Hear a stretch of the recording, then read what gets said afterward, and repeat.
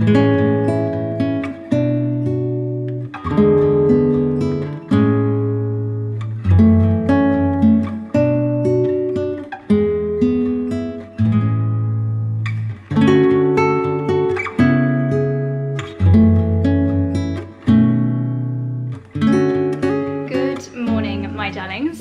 to a new vlog. You can probably hear Dexter sneezing in the background.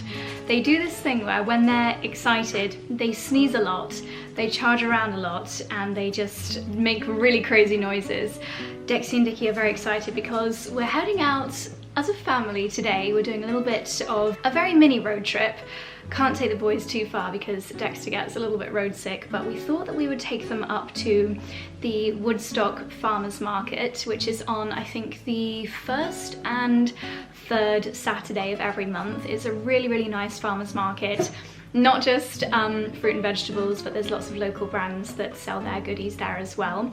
It's a beautiful morning, perfect blue skies, and Charlie and I were saying yesterday was the end of the last vlog where we explored Temple 𝑞𝒉ting Power, the Cotswold Farm Park with the pumpkins. We were saying that we need to act like tourists in our own home area a lot more because we had so much fun yesterday. So we thought we would kind of do another little exploration today. We don't live too far from Woodstock, but it's not somewhere that we go that often. It is the town nearest to Blenheim Palace. We're not going to go into Blenheim today because I think we are going to head over to Estelle Manor for lunch after the farmers market, and luckily for us it is dog friendly there in most places, so we thought we'd get there, have a nice lunch, and then take the boys for a walk around the beautiful grounds, and then the plan is to head home and do some gardening this afternoon. So it's going to be a really, really nice day. I've popped on, this is actually a new cashmere roll neck from M&S. Their cashmere is just the best value in my opinion. It's quite a nice thin one, so great at this time of year. Dexy, my favourite gilet that I've been wearing non-stop at the moment, brown jeans, and then I've got my very practical boots on. Are we going to be well behaved today? Probably not. We're probably going to be terrors. They are wearing their tweed harnesses because they are smarty pants. Okay boys, let's hit the road. Look at this, perfect blue skies. What a gorgeous day. Our ornamental pear trees are yet to change colour, but the signs are there. They're just starting to go a little bit ambery on the tips of the leaves. And the herbaceous border over here, Dicky, is looking quite autumnal as the hydrangeas start to go brown and crispy. The anemones are still going strong, my absolute favourites at this time of year. And in late summer, the herbaceous blooms starting to die back until next year.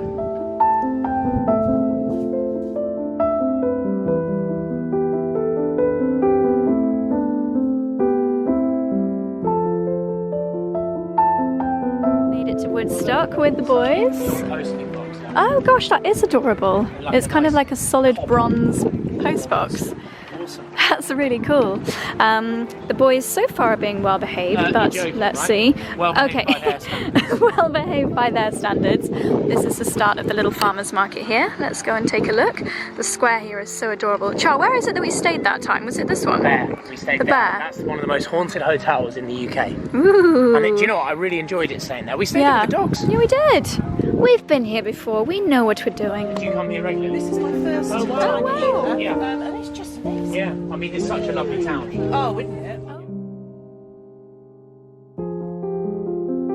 So many sweet little independent stores here. Woodstock grocers. I love an old-fashioned greengrocers like this. We used to get all our veg from little greengrocers in our hometown of Ross-on-Wye. Yeah, let's have a look in here. Can't go with the dogs. Okie dokie. I'll wait outside with the pterodactyls. Ah! It's such a beautiful blue sky day today, so we're going to make the most of it, take the boys for a nice long walk after we've had some lunch. Got so many layers on, keeping nice and toasty warm, but it feels like the seasons are really changing. The leaves are turning golden brown, there's definitely a chill in the air, so it's a perfect day to head out and explore the Cotswolds. Saying to Charlie how nice it is that everything still has different, like, original signage, more independent shops than you see on a typical high street. Just spotted this sign, if anyone is in Woodstock and needs a spot of lunch, Back Lane Tavern has epic food. So it's kind of tapas style food. Sounds absolutely delicious. Pork belly, truffled celeriac puree, Vietnamese rolls. Nice. We're just strolling through the back lanes and we found this little plaque, the Bishop's House, built by Dr. 𝑭𝒊𝒏𝒅, Bishop of Oxford in 1686.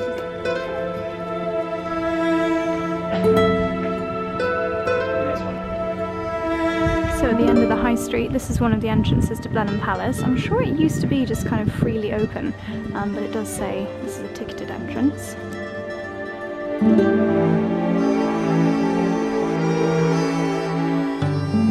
It's really such a sweet little high street. It does actually remind me a bit of Woodstock in the US as well, a little bit New England style. So this house was remodelled in 1795 to 1800, but the town clerk of Woodstock has occupied this land since 1279. My goodness. Well, that was a cute little pit stop. The farmer's market is actually teeny tiny. There's probably maximum 10 or 12 stalls there. We picked up some lovely homemade fudge. There was a nice little bakery, a butcher's. I think, to be honest, it's just a day when local people and some of the local shops here sell their products on the market square, which is really sweet. But definitely worth popping by if you're heading to Blenheim or any of the other places near here, because it is just such a cute little high street with so much history, and definitely explore all the back lanes. We would have just trotted the boys into the grounds of Blenheim Palace. It was open, you used to be able to just walk in. Definitely when we came and stayed here the Christmas before we moved to the Cotswolds. I swear that was the first year you did the advent calendar. It's £28 now. £28. To go just in the park and gardens, which I have to be honest, is excessive. That's a bit crazy. Yeah. But, so we'll take the little boys for a walk around Estelle, but I think we need to grab a coffee there first. Let's do it. Right, we're off. Let's go. We've come straight into the kitchen garden. Charlie's analysing the trees. This one's not looking too healthy. But our mulberry tree didn't do too well in our garden either. Let's see what Dexy thinks of the flowers. Somehow missed this the other day. They've got a giant yellow pumpkin in here. My goodness. He's doing very well. And then there's lots of the little mini gourds in here too. Looking very cute. Cabbage that's been left to go over. This is Brussels sprouts growing. Yeah. So if you have a little close-up look on the stems of the plant, you can see Christmas Brussels sprouts just starting to grow. Very exciting. I'm a big fan of sprouts actually.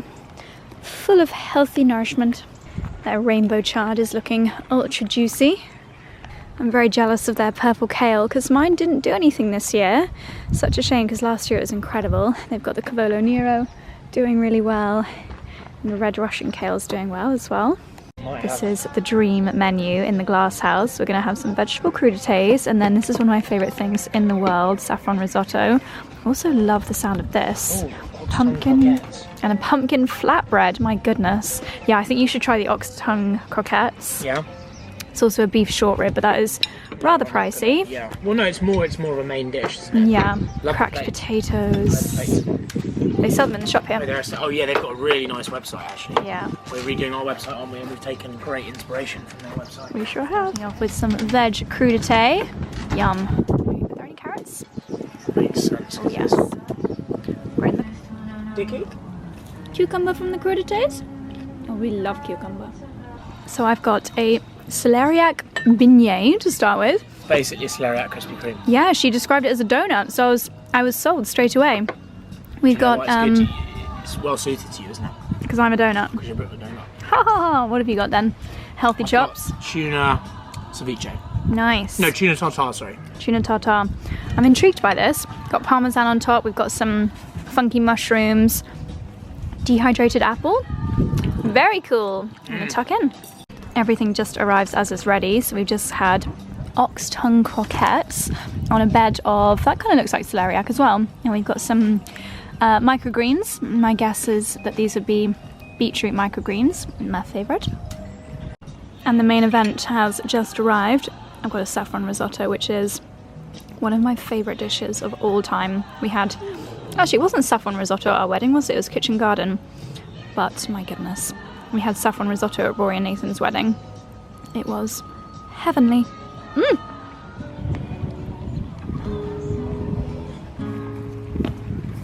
This is really cool if you come here with children. They've got these mini Defenders. I think they're battery powered. That is definitely the best way to get around. Oh, it's adorable.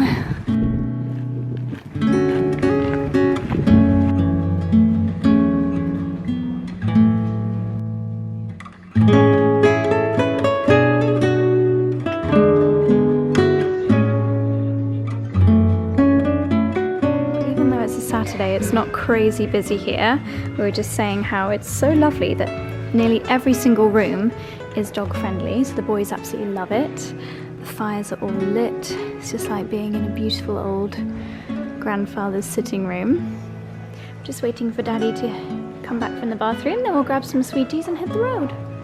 Well, it's safe to say that Dexy is a fan of Estelle Manor. It is incredibly dog friendly here. He's been pampered by all of the members of staff. Let Mummy help you jump down. Mummy help you. There we go.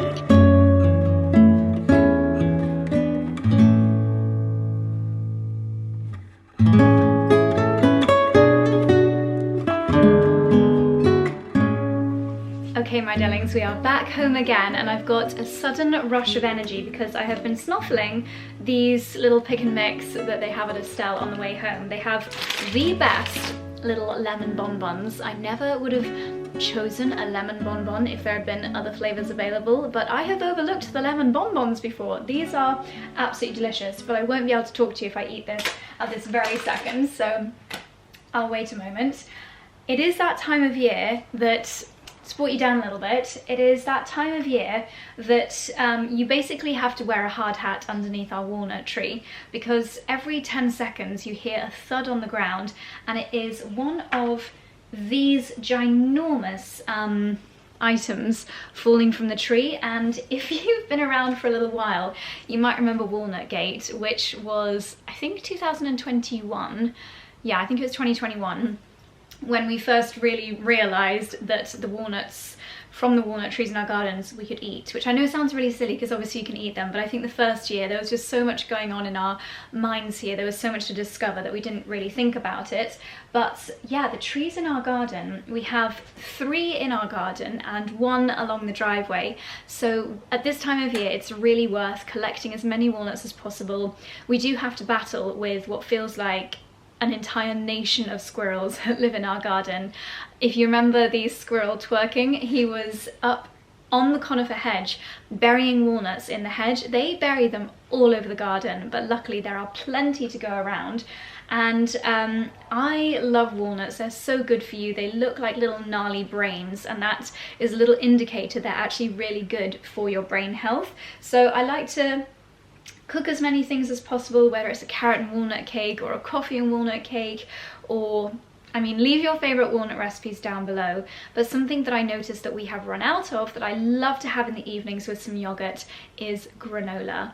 And granola is one of those things that if you buy it in a shop, it's often really lovely and tasty, but it's often full of some really crazy ingredients that I would just rather avoid. And it's so easy to make it yourself, and obviously you can tailor it to whatever flavour you want. I love at this time of year really hearty warming flavours like spiced maple chai. I think that's what I'm going to do today, and you can't really mess up a granola recipe. So I'm going to do a maple chai granola with these walnuts at the heart of the recipe. I'm going to add in a mixture of seeds, from chia seeds to pumpkin seeds. I'm going to add in almonds, hazelnuts, Brazil nuts. I might smash up the Brazil nuts and the almonds a little bit because they're a bit bigger. And yeah, mix it all together. So I'll show you how I'm going to do that. And then in the evenings, maybe with a little bit of homemade berry compote. It is just so delicious. But first of all, this is just like a minuscule. This was just what I grabbed after getting out the car. So let's go and grab a bigger trug from the greenhouse, put some gloves on, that is a crucial step, and go and collect a few more walnuts.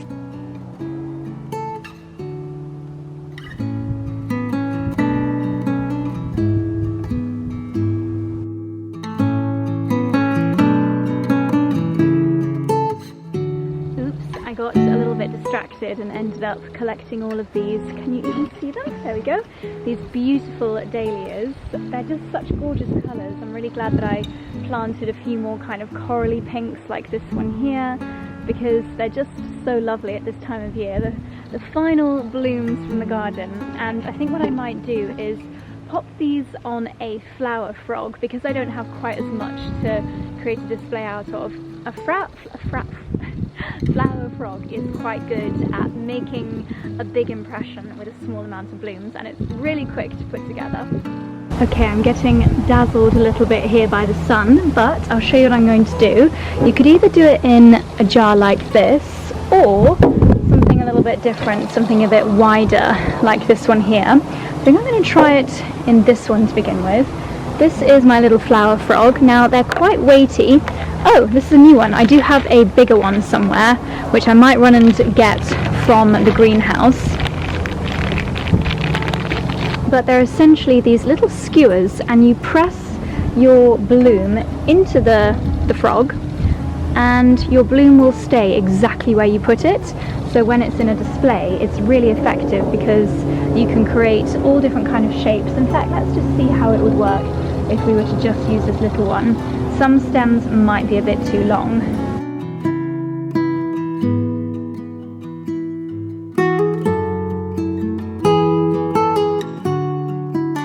Well, it's very much not my finest flower display at all, but a great way of using up some of the remaining dahlias to add a little bit of colour and excitement into the kitchen. Oh my goodness, I'm out of breath from carrying and collecting these walnuts. You're nuts, mate! This is literally not even a fraction of the amount of walnuts that we've got here in the garden. So you can see various states of walnut openness. So obviously this is what you often see in shops when they're like this, but they fall off the tree sometimes like this, sometimes they crack open. This is one that's started to disintegrate, and oh my goodness, it's never ending.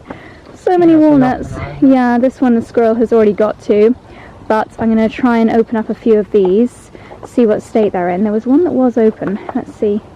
The squirrel's got to that one as well. Yeah, so I'm going to have a little sort through these with my gloves on, and then hopefully we should have plenty to make a delicious granola.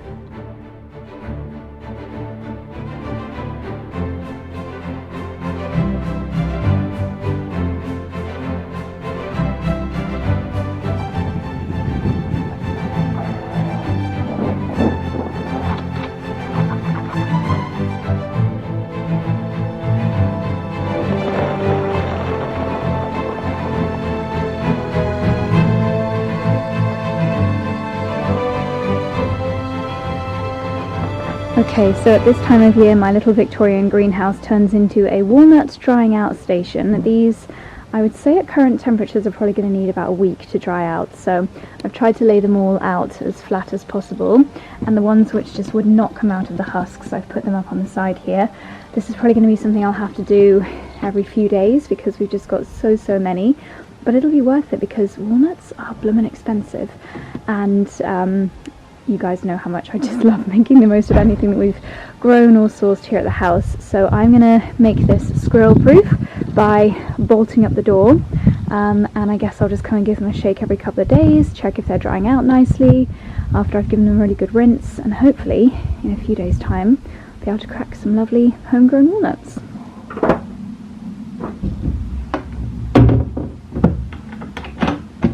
Okay, my darlings, heading in for a little bit of quick makeup off and pampering now that the walnuts are sorted. I'm going to do a little peel this evening because it's weekend pamper time, and I like to do this for my skin about once a week, especially because getting a peel in a clinic or a salon is a really pricey treatment, but boy oh boy do you notice such an incredible difference to your skin.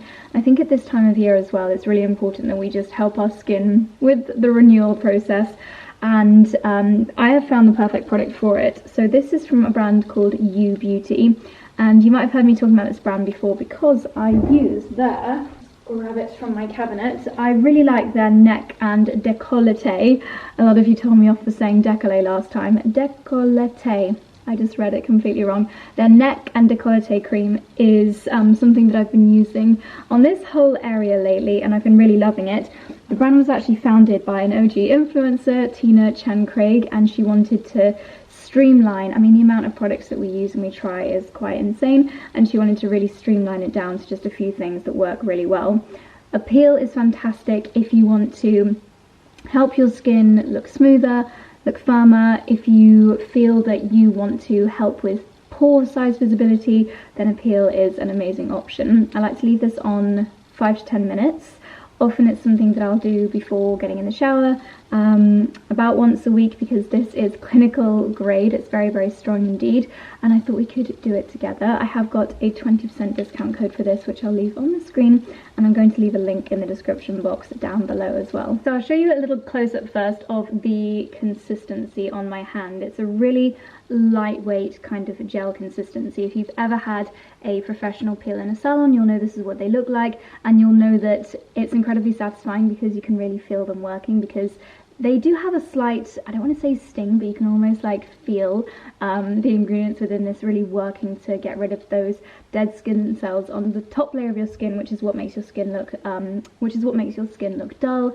So you can almost feel them getting nibbled away by the ingredients. But what makes this a unique product is that it also has ingredients which help to nourish the skin afterwards, because so many times when you have a really strong peel, sometimes your skin can go into a state of shock and feel a little bit aggravated afterwards, but this has got really lovely nourishing ingredients alongside the ingredients that are going to give you that peel. So they've thought about everything.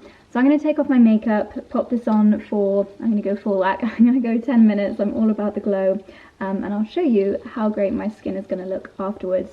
And you'll see tomorrow as well, if you're having one of those days or weeks or months when you feel like your makeup is not sitting really nicely on your skin and you just want to bring that glow back and have a really pristine base, then using a peel like this can help you to really get those results. I can feel this on the back of my hands, so I'm going to wash my hands, take off my makeup, and then we will peel together. While I take off my makeup, I like to watch YouTube videos, and I'm watching videos of different people's methods for processing walnuts. It's really interesting to see how other people do it. And this guy says, this is the last black walnut processing video you'll ever need to watch. So let's see what his tips are.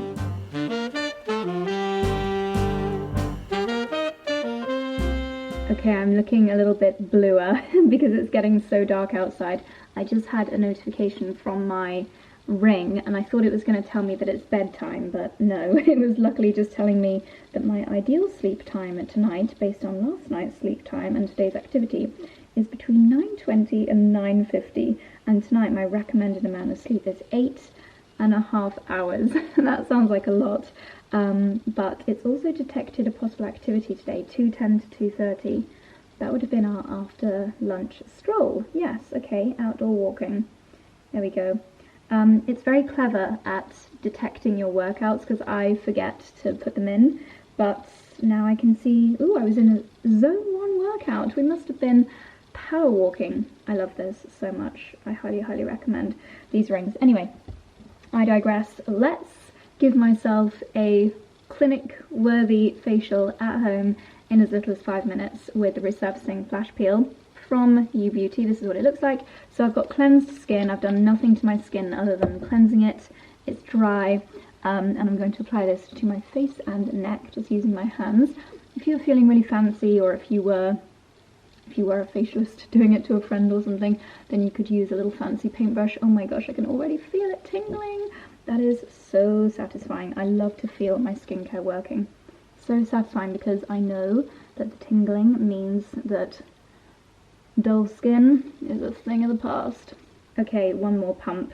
And for me, I find that this product is a happy medium between actually getting visible results, because some of the at-home ones, yes, they tingle, but they don't really do anything. You don't really see the results, and it's not so strong and crazy that you need loads of downtime afterwards. So there we go, that is on. I'll see you in 5 minutes.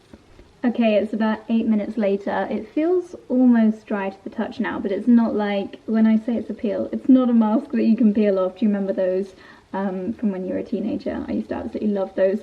And it always used to feel as though you were pulling the gunk out of your out of your pores, but I don't think that's what was actually happening, surely.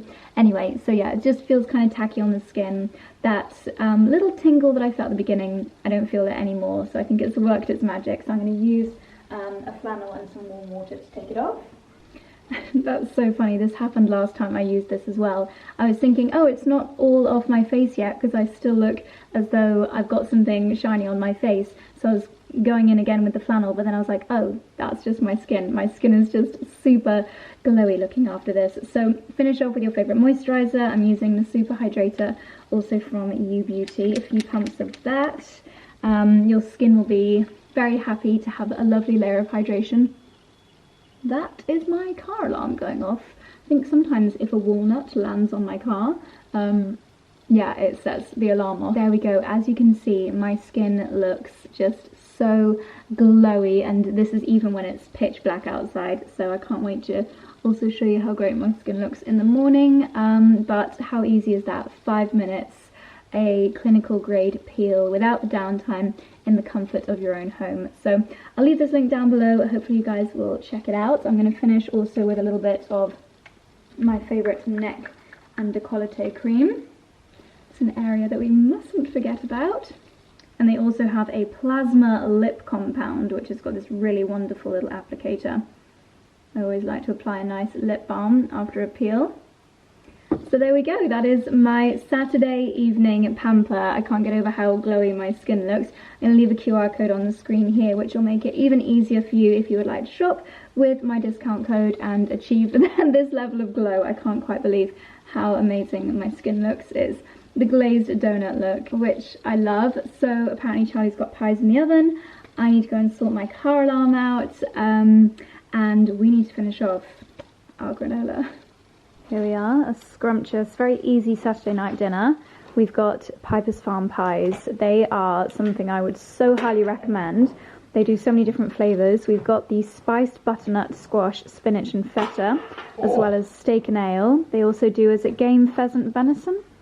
Yeah, I mean they do, so Piper's Farm, if people have heard us talk about it before, are essentially an online organic butchers. Yeah.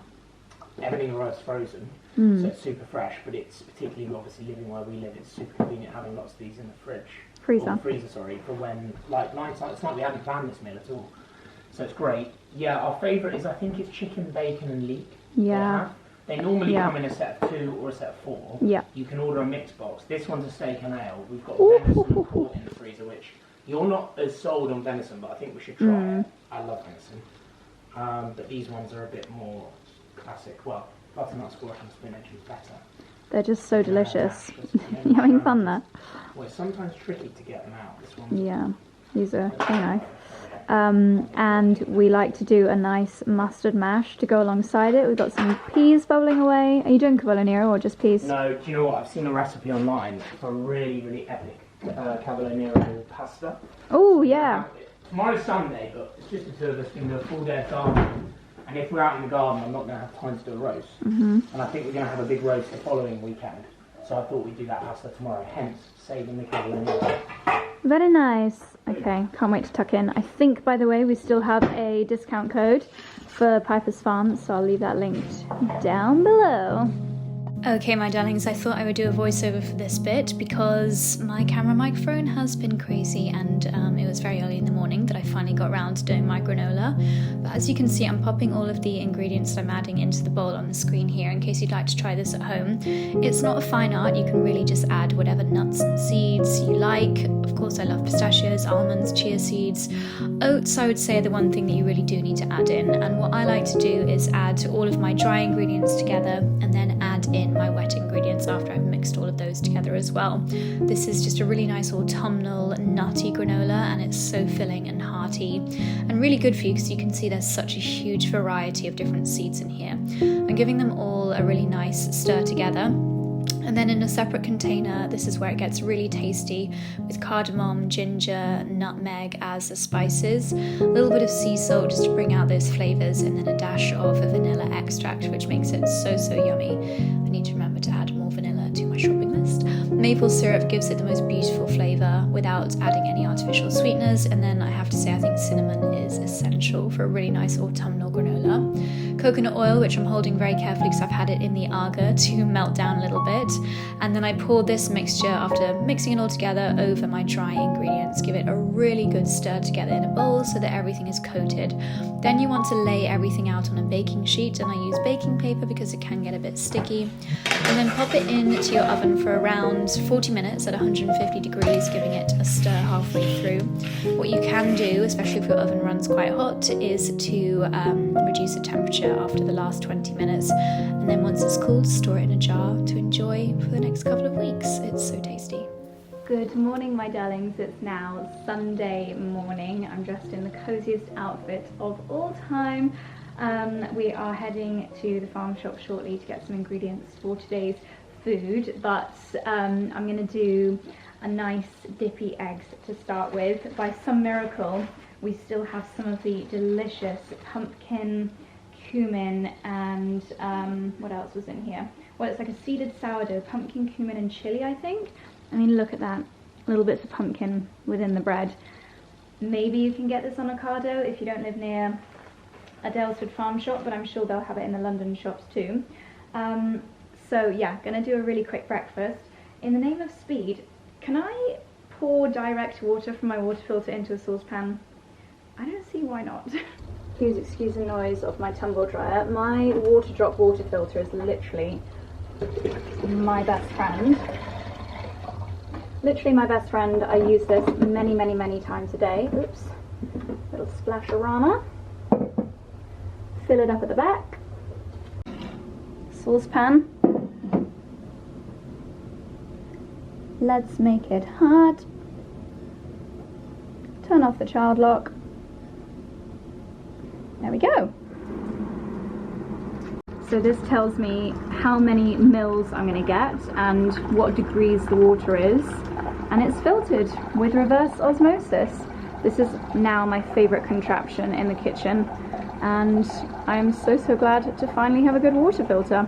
In case you missed it in the last vlog, when I mentioned this, I'm going to leave it linked down below because they also gave me an epic discount.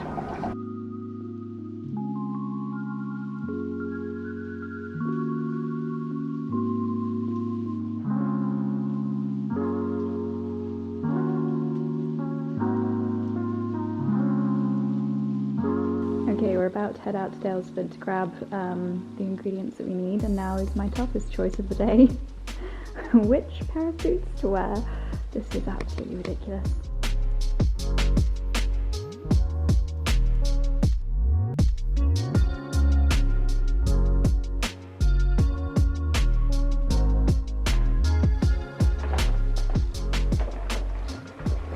Okay, we have got quite the haul here from the farm shop. We've got a few things just to stock up the fridge with.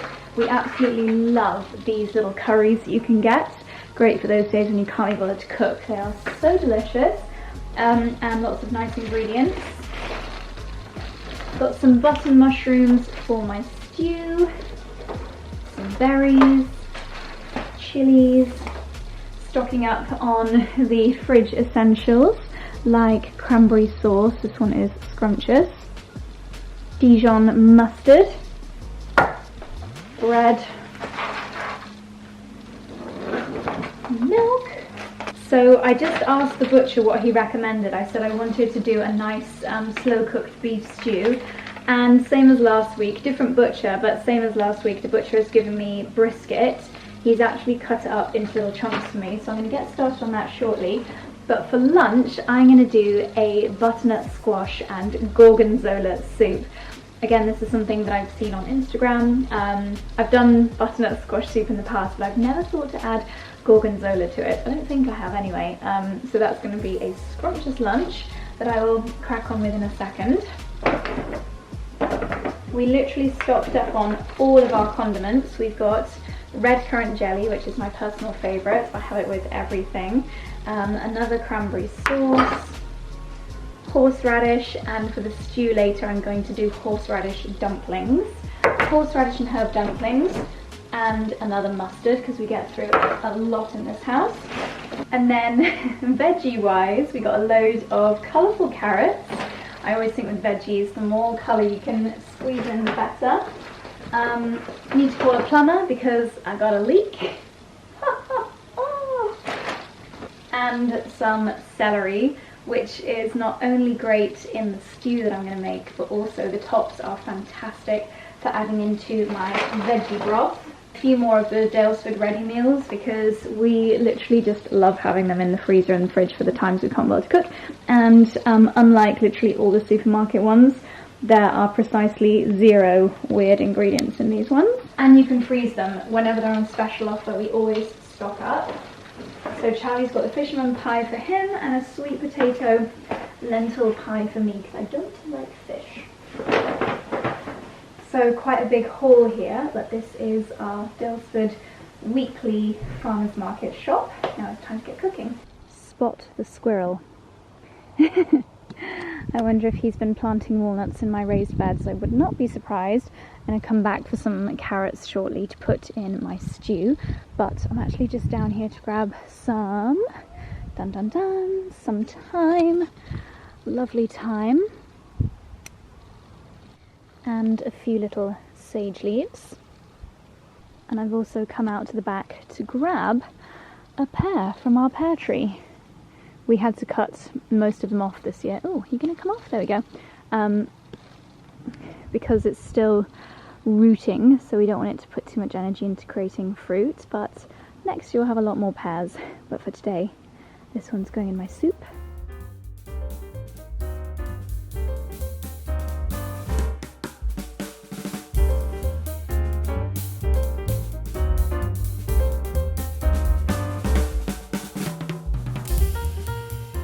So here we have got my halved butternut squash, pear chopped in half as well.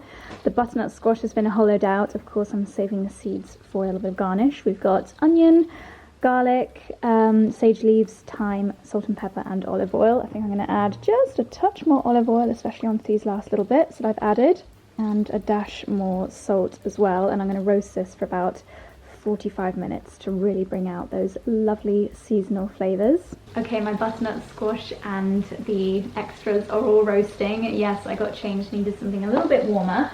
So now to start the stew, and when I last did my slow cook recipe, it was so delicious. Definitely cooking over a longer period of time just brings out all the flavour, but so many of you commented saying, Josie, you've got an Arga, why are you using a slow cooker? And it was a bit of a light bulb moment, so thank you. So today I'm going to do this in the Arga, in the bottom left, I think is the, what do we call it? What do you call this, the colder one, Chuck? Simmering oven. We're going to do it in the simmering oven. So I'm adding my beef into a bowl, and I'm going to cover it in some plain flour and a hefty amount of salt and pepper. I'm going to mix this all up. Now I'm going to be doing my stew in this today, which is my chunkiest 𝑭𝒊𝒏𝒅 casserole dish. What I'm going to start with is by sealing off the beef. So I'm going to do some olive oil hot in the bottom of here and do the beef bit by bit so they really start to ever so slightly brown on the bottom of this, and that'll just help to really seal in the flavour before we do the main part of the stew.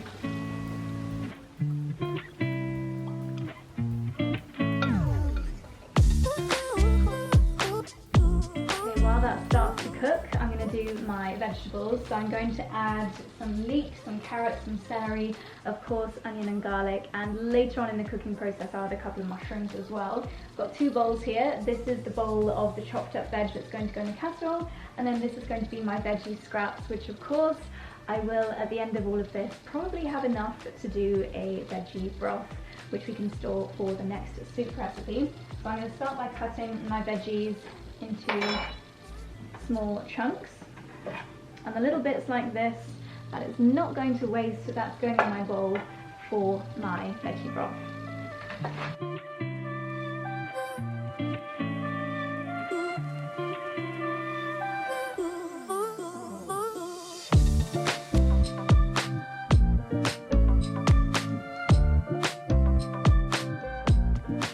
Okay, the beef is looking nice and brown. like so. So I'm actually going to remove this and just put the beef on a plate for a few moments while I start off the veggies in here. I'm following a James Martin recipe, which looks absolutely delicious.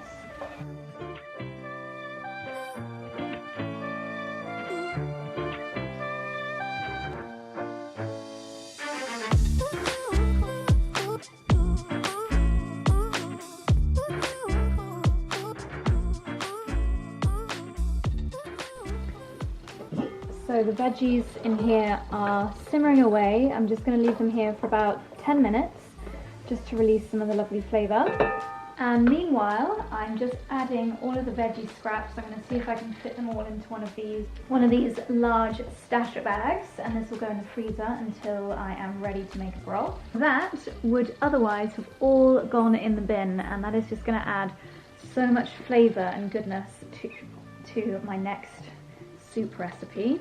There we go, ready to be frozen.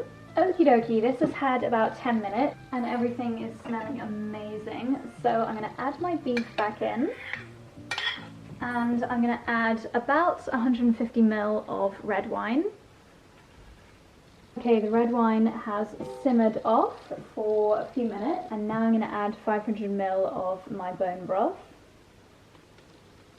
I'm going to bring this over to the hot plate so it can come up to a simmer, and then as soon as it does, I'm going to pop it in the simmering oven for a couple of hours, and that is our casserole well on the way. It is smelling absolutely incredible.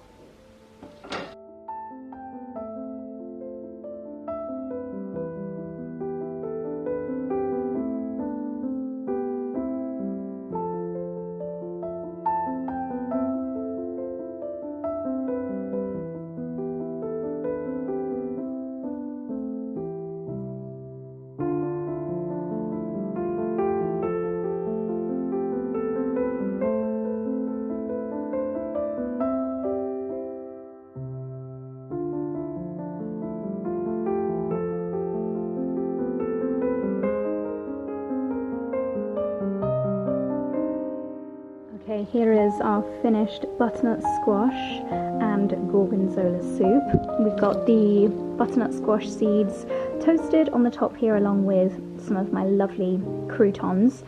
I just popped a little bit of the coconut cream on top as a drizzle with some, oh, nearly forgot, drizzle of olive oil just to finish, along with some pepper and a little chunk of gorgonzola to make it extra delightful. And there we go, time to enjoy.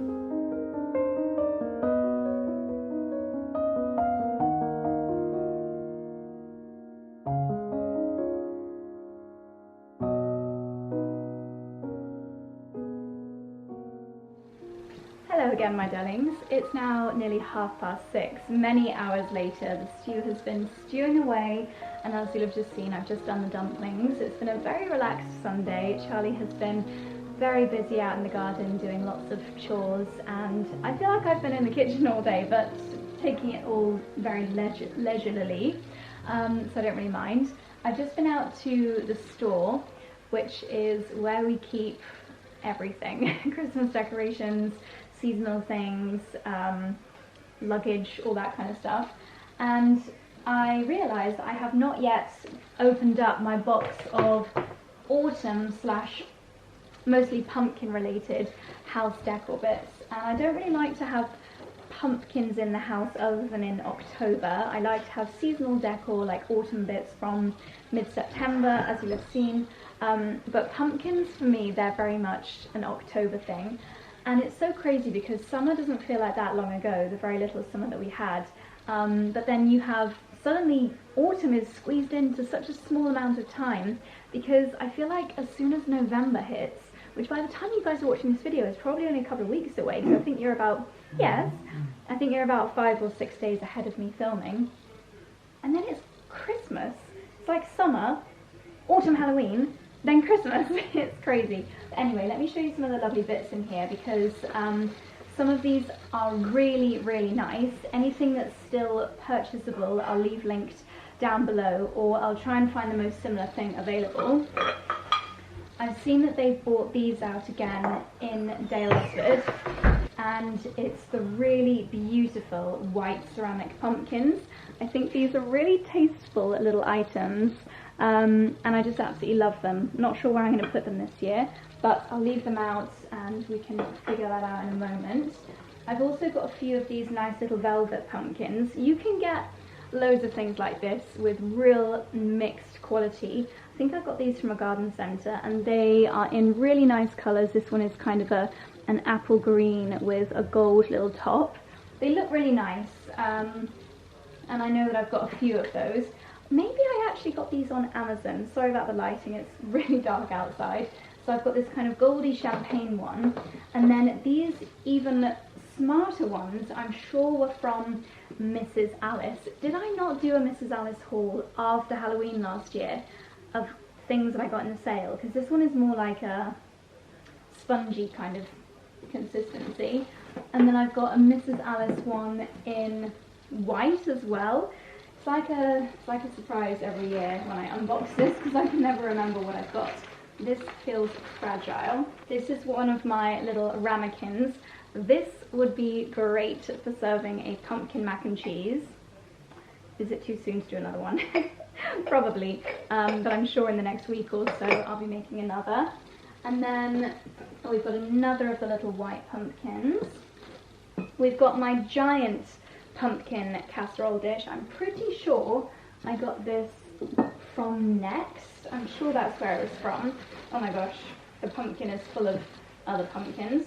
We've got a little mini orange one, probably from Mrs. Alice. Oh, mini green one, also Mrs. Alice. This is an Amazon one in orange. My goodness me. Another little mini dark, see, it's quite a nice colour, like a rusty orange. What else do we have? Mini champagne one. This feels fragile. Oh, it's another casserole dish. Yeah, these would be seriously nice for, or a little souffle if you're doing a dinner party. And here's the base of the big casserole dish. I probably could have made what I made today in this, or, you know, if I was hosting a dinner party, I could serve a casserole in this. It's really beautiful with the gold lids. I remember being really chuffed when I found this last year, but I can't be bothered with the extra washing up today, so we'll leave it. I've got a cookie press in an apple shape. That's quite fun. Can you see that? I've also got, oh my gosh, there are literally so many pumpkins in here, it's actually a little bit ridiculous. Another one. That one's nice. I like the dark kind of mossy green. I have to stack them up. Oh my gosh. Red, orange. A pumpkin shaped cookie press. This would be really nice to do a pie with. I've got some icing squeezer outerers. Don't know what the official name for those are. Icing nozzle maybe. A final pumpkin. An acorn shaped cookie press. And then some generic cookie presses. This is not all. I actually have one more box, which I'll just very quickly show you what's inside. And then I need to prepare my beans for our dinner. Okay, there's no point in bringing the entire box up here. It's basically full of these pumpkins, which again, maybe Mrs. Alice, maybe a garden centre, but they're really nice how they're like a rattan kind of string. So we have got a really nice collection of quite tasteful Halloween / autumn decor. I'm not going to go too crazy. We've got loads of really beautiful real pumpkins in the house this year, but I'll definitely put my ceramic one out, these ones, and a few of the others. So yeah, a really nice stash from previous years. Don't know where my green pumpkin mug is. Sometimes things accidentally find their way to the charity shop. So we'll keep a lookout for that. But for now, let's figure out where we're going to put these and finish off making the dinner. I think it's going to be so tasty with those dumplings. I cannot wait.